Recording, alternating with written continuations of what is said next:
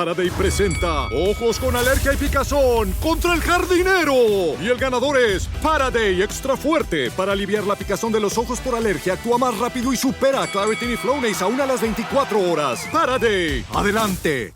Alright, what's up, guys? Welcome to another episode of the TMossBoss Show. And in today's episode, I saw the news this morning with the New Day being released from WWE. And, you already knew I was going to have to say something about it because here's the thing. I've somewhat managed to accept the fact that WWE just... And that's the thing, like, I can't blame the company. I feel like I gotta blame the people that owns WWE TKO, but I'm like, this has been going on since 2020, where they just randomly get rid of wrestlers. And I get, like, at times where when a wrestler's contract expires, and then they kind of just want to adventure and see what other companies are like, and then at some point in time, they come back.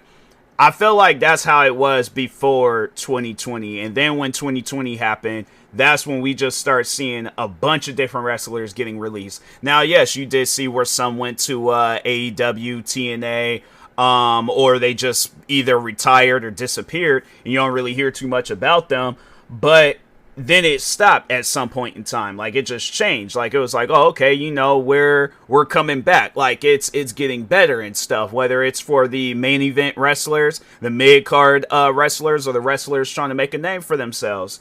Then the whole situation with Vince McMahon happened. You know, he had to sell the company. TKO bought it. So you're thinking along the lines, all right, because I don't really know too much about UFC. I don't know too much about what goes on with that company. I'll follow things here and there with UFC, but I don't pay attention to it like how I do WWE. So TKO buys WWE. All right, no biggie, no problem. What could possibly go wrong? Now I'm starting to see the issue with TKO buying WWE. Like, there were some, like, kind of, like, signs here and there. There were some things that was happening here and there where it's like, all right, you know, it's no problem. But, it, like, yeah, like, for an example, wrestling, you know, because I think that was them trying to have wrestling more involved in other countries. So yeah, having to wake up 3-4 in the morning and stuff, and I'm like, I can't do this. I'm like, I can't watch wrestling this early. You know, like 8 o'clock was pushing it and stuff. I'm not usually up out of bed until like maybe like 9-10 o'clock and things. But, overall, I was like, I can see past that. I can accept that. I understand. It's different in different, countries and stuff. So, yeah, and they also want to have it where they happen, those shows happen a little bit more in other countries. I can look past that. That's something that's being done for the fans. But can somebody explain to me, how is getting rid of your top talent doing something for the fans? Because my thing is this, like, when I look at TV shows, for an example, and they get rid of the best character on the show, do shows usually last? You know, now, yeah, obviously they're not going to get rid of guys like Roman Reigns, Cody Rhodes, Seth Rollins, CM Punk. I'm trying to think of some other big name wrestlers, you know, but there are those wrestlers where, yeah, they might not be big time like Roman Reigns and Cody Rhodes, but still, getting rid of the New Day, the best tag team, like when it came down to all of the different tag teams, I had to say the Usos and the New Day. Like, to me, that was, I guess, like for somebody that watched wrestling in the early 2000s, late 90s, that was like my Dudley Boys and the Hardy brothers and stuff, or Hardy Boys and stuff. But overall, though, I'm trying to figure it out. These guys just overall want the best for them when it comes to the contracts and stuff, right? Now, if I have this multi-billion-dollar company, we have multiple platforms, there is multiple areas you can put these guys in. Can you please explain to me, TKO, WWE, Triple H, a wrestling fan, what sense does it make to get rid of your top talent? Because, and that's the thing, you would think that, okay, with this controversy surrounding the other release, because I think there was like outside the New Day, they released I think there was like, they were calling him Jeff Cobbs or something like that. Wasn't that his new name? But I think his name before was like JC Mateo or something like that. Hold on for a second. Jeff Cobb, that's what they were calling him. But what was his name beforehand? It was like JC Mateo. And everybody was saying like he was one of the most talented wrestlers, if not the most talented wrestler in MFT. And so they got rid of him. I think they got rid of not Tama Tonga, but Tonga Loa. Hold on for a second. Let me see overall like the name and stuff, because I don't want to get them confused with one another. But Tama Tonga, he's the one that be making the sound effects. Tonga Loa. Okay, there's I think I said that. But anyways, so now all they have is Solo Sequoia, Tama Tonga, and Tala Tonga. And I'm thinking to myself, I'm like, fam, these are talented wrestlers. Why are you getting rid of them? My thing is this: even if it's a small corner of fans that's coming to my shows, watching my shows on TV for JC Mateo, for Tongaloa. Hold on for a second. I'm like, cause I'm not good with names. But anyways, Tongaloa. Even if it's a small corner of fans that's coming to my shows to watch these guys, or even watching them on TV, following them on social media, that's something. All right, like even if it doesn't count for nothing, still it's something. Now, even if they aren't on the same scale as the New Day, still you have to keep them. You have to get them back. But let's go back and talk on the New Day, all right?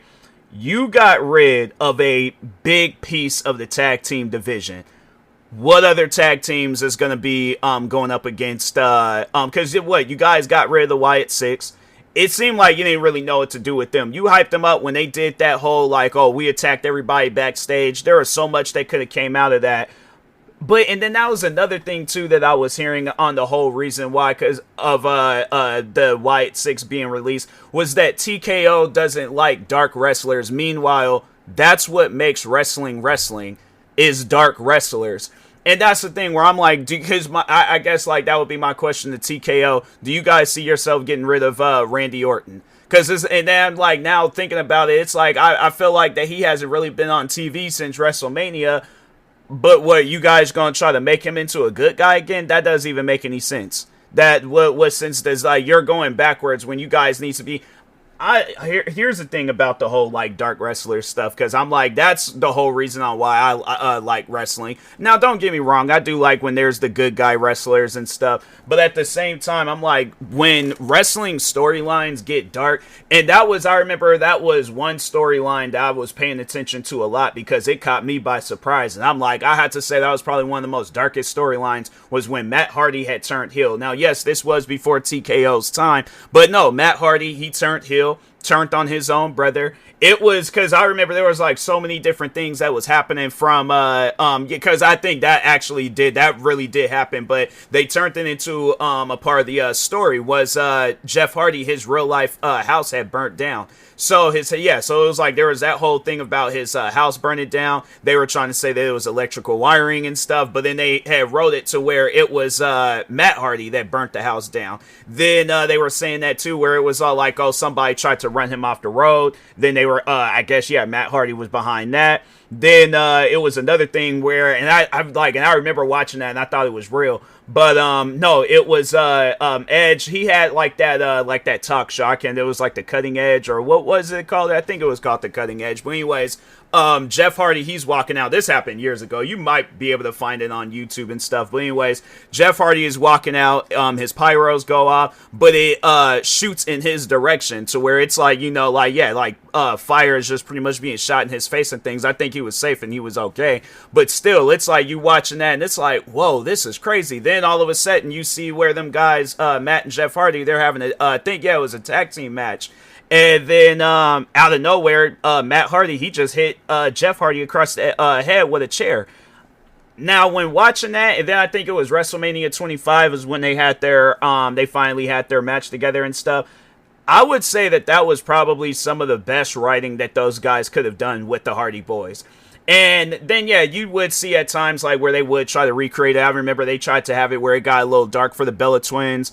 What else? The Bloodline, it started to get dark a little bit and things, but it was good. It was entertaining. You would think that TKO would realize that and understand dark stories, dark wrestlers, that's what makes wrestling wrestling, you know? So it really trips me out that you get rid of some of your top talent because they're too dark.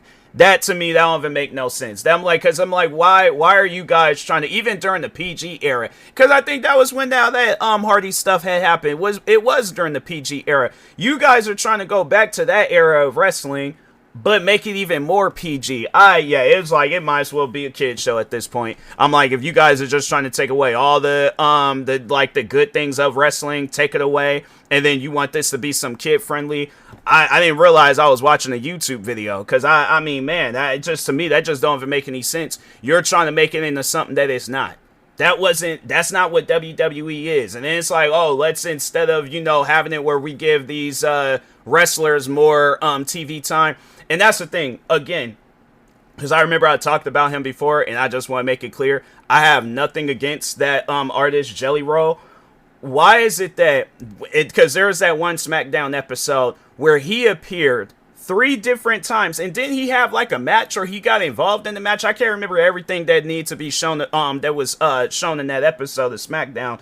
But he had, in SmackDown, this is a 3-hour show, it comes on, or it's on from 8 to 11. He had 3 different appearances.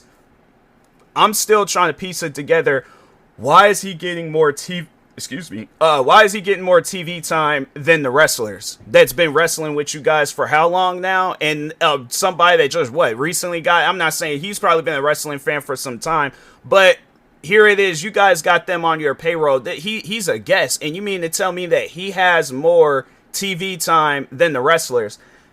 TKO, it gets to a point where it's like, okay, what are you guys trying to make wrestling into? Like, what is it? Because you look at all these other different shows, like, and that's the thing. When I watch TNA Impact, I just started watching TNA Impact. I remember when it used to come on back when I was a kid, and I wasn't really interested. I was just more so locked into WWE. But watching TNA Impact and AEW, it seems like there's something when I watch those shows, I'm like, this is, I feel like, what wrestling is supposed to be. But I feel like what they're trying to turn, like, wrestling, they're trying to turn WWE into, like, an acted out version of wrestling. Like, you know how, like, when they do them, like, documentary TV shows, and then they'll be talking about, like, somebody for real, and then they show, like, them dramatized, like, sections of the show where it's like, it's somebody that look like the person that they're talking about, but it ain't really that. I feel like that's what they're trying to do with WWE. Like, they're trying to turn it into a dramatized version of wrestling, but they're trying to take away the drama. Explain that. Like, explain, and that's why I'm like, man, TKO, it's one of those things where I'm like, look, I'm not no business guy. I don't know nothing about the wrestling business or owning a business or buying a business, but if I'm not doing good for the business, the best thing that I could do is sell it to somebody that can actually do some good with the business. And I'm like, fam, sell it back to the McMahon family. I'm saying, like, having it where, yeah, they might not have the same mindset as Vince McMahon, but I'm saying Stephanie McMahon and Shane McMahon, they put their money together, or even, because I'm like, I don't even know how much WWE is. I imagine it's probably now like a multi-billion-dollar company. But overall, though, I'm like, yeah, it's like having it where I guess maybe if they did want to sell it back to Vince McMahon, and then he just can't appear on TV or do nothing. I'm like, hey, look, my thing is this. He is getting mentioned. They are still talking about him. They might not say his name and stuff, but I'm like, I think, didn't they mention him during the Hall of Fame ceremony with Stephanie McMahon? Obviously, she gonna have to mention her dad. I'm like, if it wasn't for him, she wouldn't even be a part of the business and stuff. So I didn't watch the Hall of Fame ceremony, so I don't know. I don't know what was being said or talked about. I should watch it, but anyways, but no, yeah, I just think that where the company is at right now, WWE, it's like it's in a bad spot, but it's not even their fault. It's not Triple H's fault. It's not any of those guys' fault that works for the company. It's the people that own the company, TKO. And I'm like, man, y'all are ruining the company. Like, I'm gonna keep it a buck with you guys. I'm like, any and everybody that's watching, you're all like, oh, TKO. Like, there is no defense for TKO because all these different wrestlers getting fired. It just seemed like that with me. It just really got to I guess like it was triggering seeing the New Day being released because of a contract. And I'm like, what did you guys offer them to where they're